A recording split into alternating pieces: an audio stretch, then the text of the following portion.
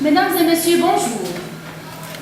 Le sujet que nous allons aborder aujourd'hui a préoccupé les pédagogues et la politique de l'enseignement d'une façon générale. Il s'agit de la polyvalence des études au lycée. Au Maroc, au lycée secondaire, le programme scolaire comprend des matières diversifiées, scientifiques et littéraires, dont le degré d'importance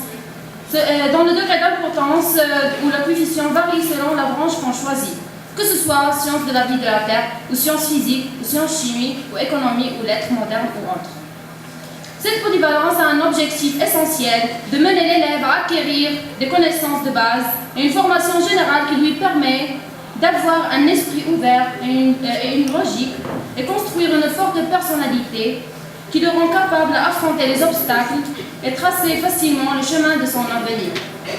Tout d'abord, il faut que vous sachiez que pour un scientifique ou pour un littéraire, l'apprentissage des langues étrangères est très important. Les langues sont nécessaires car ils nous préparent à la vie sociale et aident à connaître d'autres civilisations, d'autres pays et d'autres lois.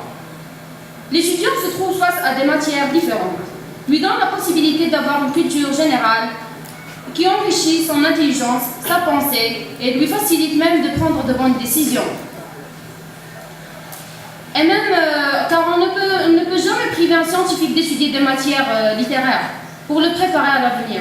Il faut qu'il soit au courant de toutes les disciplines, même s'il n'entre pas dans son orientation.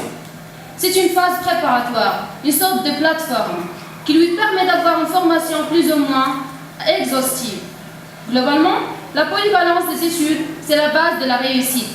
Autrement dit, elle prépare aux futures responsabilités afin de pouvoir maîtriser tout type de communication. D'après le Dr Dadoy, définit cette polyvalence. La polyvalence, c'est la possibilité d'affecter alternativement ou successivement un homme à deux choses, à deux tâches différentes, à deux postes différents, à deux fonctions différentes. Alors, on conclut que la connaissance n'a pas de limite. Ce qu'on étudie n'est qu'une petite part que les spécialistes du domaine ont choisi pour rendre notre enseignement ou notre apprentissage riche et varié. Face aux études universitaires qui nous attendent, on est obligé d'avoir un bagage général sur la totalité des matières étudiées. Cela nous évite d'ignorer une matière et d'en préférer une autre. On le considère comme une réaction chimique. Les réactifs sont les matières et le produit, c'est l'élève polyvalent. On prend un exemple d'ingénieur, génie dans les matières, qui s'il n'a pas le moyen d'établir une communication avec les autres, il ne peut pas réussir dans son domaine. Alors, n'a-t-on pas besoin de la langue, de connaissances historiques et religieuses pour pouvoir engager une conversation?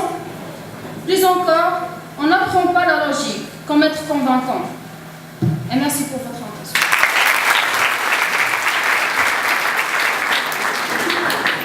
Alors, on va passer à l'intervention de M. Samad.